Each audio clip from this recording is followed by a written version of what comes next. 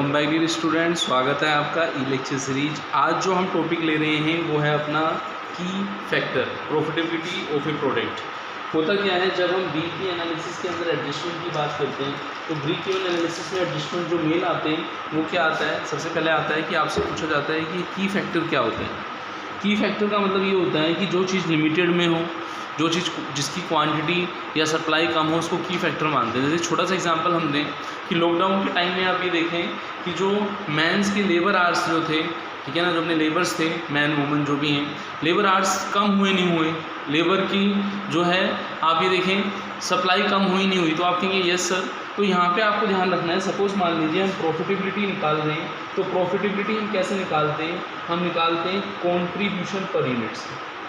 इसे contribution per unit, और ये कंट्रीब्यूशन पर यूनिट डिपेंड करता है। सपोज मान लीजिए आप यदि की फैक्टर किसको मान रहे हो, मान लीजिए आप मटेरियल को मान रहे हो, तो कंट्रीब्यूशन में जो आपका मटेरियल जो रहेगा per unit, material per unit होता है आपका, मटेरियल का जो पर यूनिट होता है आपका वो होता है किलोग्राम में।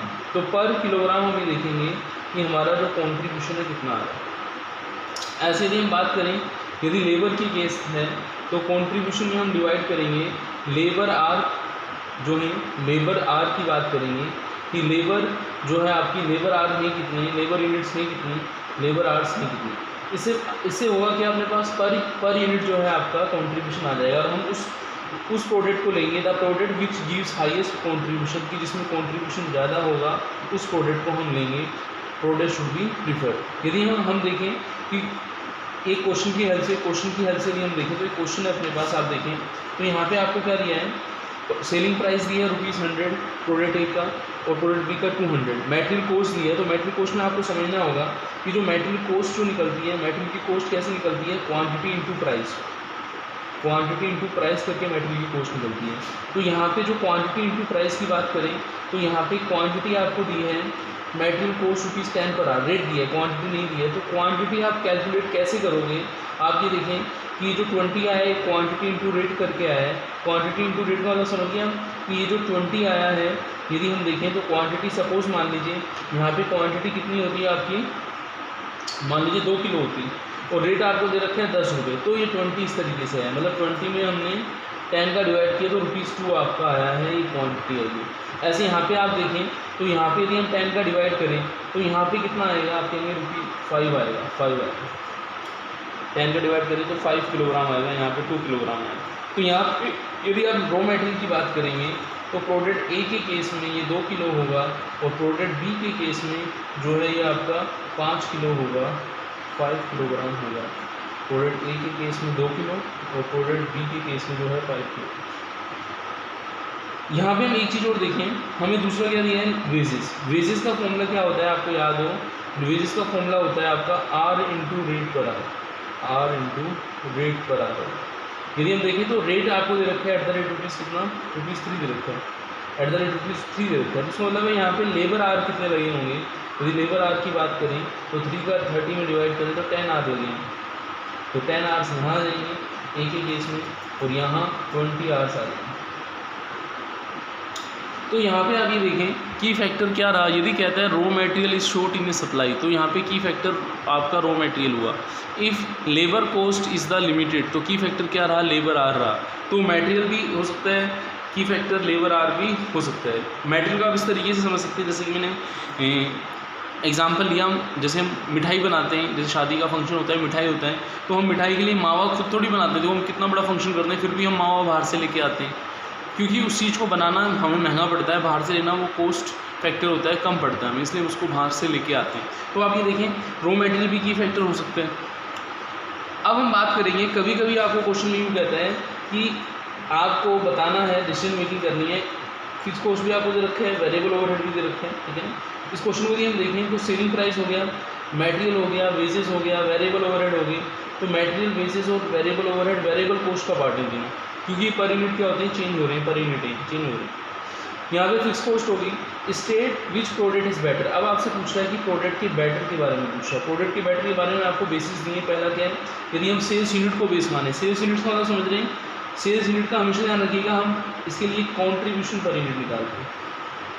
जैसे मैंने आपको थोड़ी देर पहले बताया था ना कि लेबर के केस में आपका कंट्रीब्यूशन पर आवर होता है, मेटल के केस में मेटल पर किलोग्राम होता है, ऐसे ही सेलिंग यूनिट्स के केस में कंट्रीब्यूशन पर यूनिट होता है। इसको ऐसे ही समझ सकते हो, जब हम सेल्स रुपीज़ निकालते हैं तो कंट्रीब्यूशन पर यूनिट का डिवाइड करते नहीं करते, जब हम सेल्स वैल्यू में निकालते हैं तो हम पीवी रेशियो का डिवाइड करते नहीं करते, बोलो ठीक है। यदि आपको ये यूँ बोलता कि आपको कैलकुलेट करना है कंट्रीब्यूशन पर यूनिट, आपको कैलकुलेट करना है पीवी रेशियो, तो आई थिंक आपको थोड़ा आसान लगता है।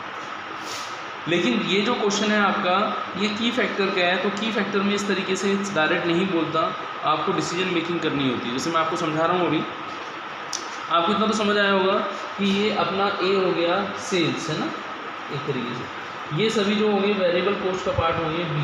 तो हम क्या करेंगे, कंट्रीब्यूशन पर यूनिट निकालने के लिए एक स्टेटमेंट बनाएंगे जिसको हम स्टेटमेंट ऑफ मार्जिनल कॉस्ट भी कहते हैं। मार्जिनल कॉस्ट इसलिए कहते हैं क्योंकि जो आपका बीपी एनालिसिस है बेटा, उसको मार्जिनल कॉस्टिंग भी कहते हैं, उसको मार्जिनल कॉस्टिंग भी बोलते हैं।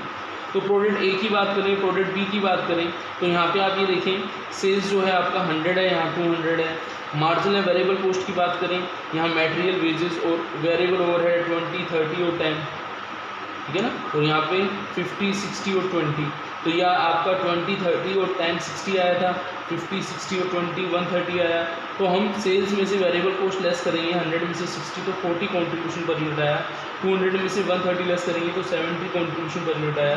जो अपना पहला बेसिस था कंट्रीब्यूशन पर यूनिट वो हमने निकाल लिया है, यहाँ पे 40 आ रहा है, यहाँ 70 आ रहा है, तो 70 ज़्यादा है तो कंट्रीब्यूशन पर यूनिट के बेसिस पर हम इसे सेलेक्ट करेंगे, सेलिंग पर यूनिट के बेस पर हम इसे सेलेक्ट करेंगे। जब हम बात करेंगे वैल्यू के बेस में, तो हम पीवी रेशियो को लेते हैं सेल्स वैल्यू के लिए, तो उसका फॉर्मूला रहता है contribution upon sales into 100। Contribution हमने जैसे यहाँ पे 40 और 70 लिखा ही था, आपका सेल्स यहाँ से आ गया 100 और 200 इंटू 100, तो ये 40%, क्योंकि यहाँ 40 अपॉन 100 है, यहाँ 70 अपॉन 200 है यहाँ पे, तो ये 35%। अब हम सेल्स वैल्यू के बेस पर देखें तो 40% और 35% में से 40% ज़्यादा है, तो हम यहाँ पे इसको सेलेक्ट करेंगे।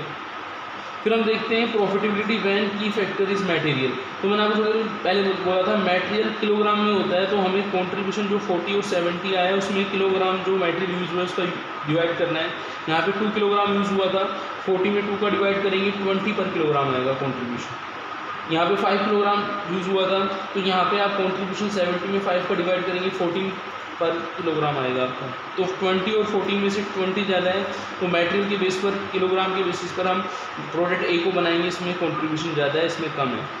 की फैक्टर यदि लेबर है, तो मैंने आपको बोला था कि उसी कंट्रीब्यूशन में बार बार कंट्रीब्यूशन का यूज़ हो रहा है, 40 और 70 में हम लेबर आवर का डिवाइड कर देंगे। यहाँ पे लेबर आवर 10 थे, यहाँ पे लेबर आवर 20 थे, तो 40 में 10 का डिवाइड किया 4 पर आ रहा है कंट्रीब्यूशन, 70 में 20 का डिवाइड किया 3.5 आया कंट्रीब्यूशन, 4 पर आर 3.5 आवर से ज़्यादा है, तो हम कंट्रीब्यूशन ₹4 पर आवर वाले को प्रोडक्ट ए को सिलेक्ट करेंगे लेबर की बेसिस पर। तो आई थिंक आपको की फैक्टर वाला जो कॉन्सेप्ट है वो समझ में आया होगा। नेक्स्ट वीडियो के अंदर हम मिलते हैं। थैंक्स।